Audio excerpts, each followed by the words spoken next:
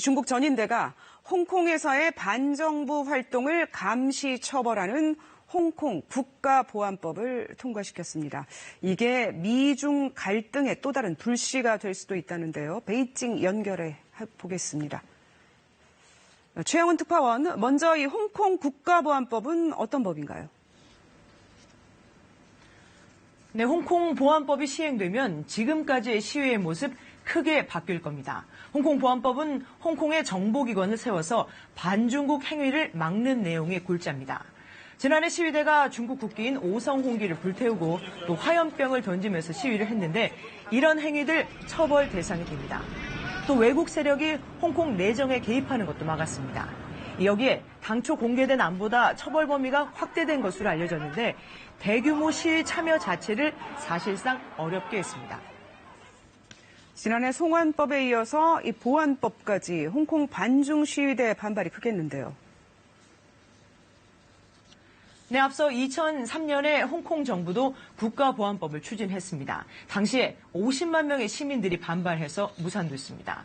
하지만 지난해 송환법 반대 시위를 겪은 중국 중앙정부가 이대로 둬서는 안 되겠다 하면서 직접 나서게 된 겁니다.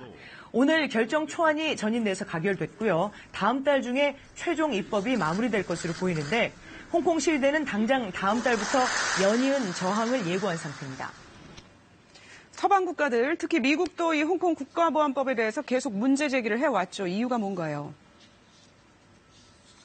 네, 홍콩 보안법을 두고 반대 측에서는 일공양제의 사망이라는 비판을 합니다.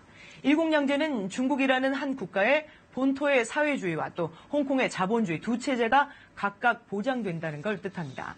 그래서 미국은 그동안 중국 본토와는 별개로 홍콩의 무역과 투자 등의 분야에서 독립적인 지위를 줬습니다. 하지만 미국은 지난해 송환법 시위를 겪으면서 홍콩 인권 민주주의 법안을 만들게 됐습니다. 홍콩의 자치권을 해마다 평가해서 일정 수준에 미달한다고 보면 특별지위를 박탈할 수 있게 하는 내용이 골자입니다.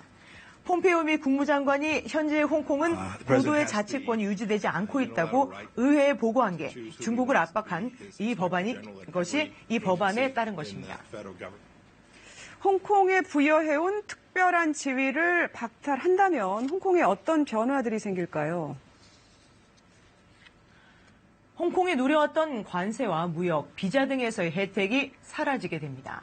본토처럼 최대 25%의 징벌적 관세가 부과될 가능성이 있습니다.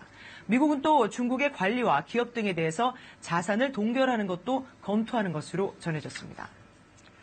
사실 홍콩이 아시아의 대표적 금융 허브 아닙니까? 이 금융 허브라는 얘기는 여러 나라들이 홍콩 금융 산업에 의존을 하고 있다. 그래서 그런 변화가 있다면 국제적인 영향을 끼칠 수 있다는 거죠. 홍콩은 뉴욕, 런던과 함께 세계 3대 금융 허브입니다. 세계 유수의 다국적 기업과 금융기관들이 자유롭게 활동할 수 있는 환경이 조성이 돼서 돈을 쉽게 조달하거나 운용할 수 있다는 겁니다. 그런데 이거는 홍콩이 적어도 경제에 있어서는 본토의 영향을 안 받는 독립적인 위치라는 게 전제일 때 가능합니다. 하지만 이번 보안법 등을 계기로 홍콩에 대한 신뢰가 떨어지게 되면서 자본 엑소더스, 즉 사람과 자금이 막 빠져나가는 일이 닥칠 수 있다는 경고가 나오고 있고요. 이미 지난해 송환법 반대 시위를 계기로 홍콩에서는 대규모 자본 유출이 일어났습니다. 자본 유출이 그렇게 일어나면 중국 본토도 타격을 입게 되는 거 아닌가요? 네, 가뜩이나 어려운 중국 경제에도 타격이 불가피해 보입니다. 홍콩은 중국 기업들의 주요 자본 조달 창구이기도 하거든요. 그럼에도 이처럼 중국이 초강수를 두는 데는 상하이나 선전 등이 커지면서 홍콩의 효용이 줄었기 때문이라는 해석 등이 나오지만 단기간에 홍콩을 대체하기는 어렵다는 게 중론입니다. 타격은 미국도 마찬가지인데요. 미국도 큰 경제적 손실을 볼 수 있기 때문에 미국이 홍콩에 대한 특별주의를 전면 폐지하기는 어려울 것으로 보는 전문가들이 많습니다.